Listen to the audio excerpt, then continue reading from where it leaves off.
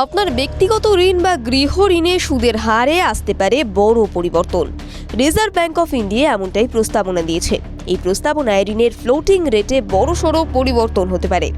Reserve bank of ইন্ডিয়ার এই প্রস্তাবনা এখনও খসড়া স্তরে রয়েছে। আগামী 11 সেপ্টেম্বর পর্যন্ত সাধারণ মানুষের মতামত গ্রহণ করা হবে। যদি প্রস্তাব গৃহীত হয় তাহলে 2027 সালের 1 এপ্রিল থেকে এই প্রস্তাবিত নিয়ম কার্যকরী হবে। এতে কি আপনার হোম লোনের ইএমআই এখনই বেড়ে বা কমে যাবে? এর উত্তর হলো না। তবে ভবিষ্যতে আরবিআই রেপো রেট কমানো বা বাড়ানোর পর আপনার ঋণের সুদের হার যেভাবে পরিবর্তিত হবে তাতে কিন্তু বড় বদল আসতে পারে। দ্রুত রিসেট হবে ঋণের সুদের হার।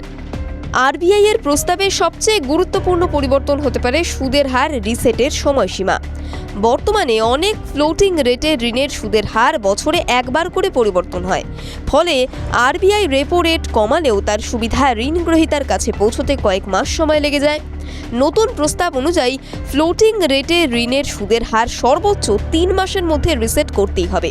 ফলে রেপো রেটের সঙ্গে যুক্ত হোম লোনের ক্ষেত্রে আরবিআই সুদের হার কমালে তার সুবিধা দ্রুত পাওয়া যেতে পারে। তবে এর উল্টো দিকও রয়েছে। আরবিআই রেপো রেট বাড়ালে সুদের হার এবং ইএমআইও দ্রুত বাড়তে পারে। ব্যক্তিগত ঋণের ইএমআই কি বদলে যাবে?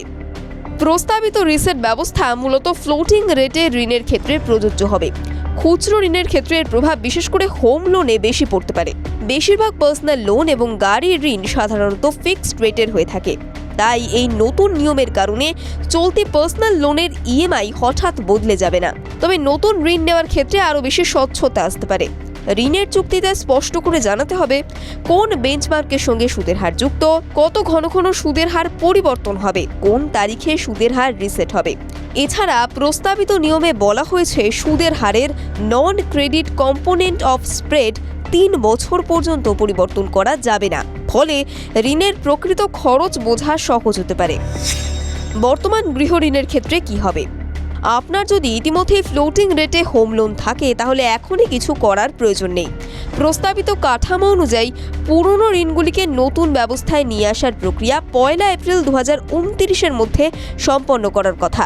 তবে এই পরিবর্তনের জন্য ঋণ গ্রহীতার সম্মতির প্রয়োজন হবে। এর জন্য কোনো ফি নেওয়া যাবে না।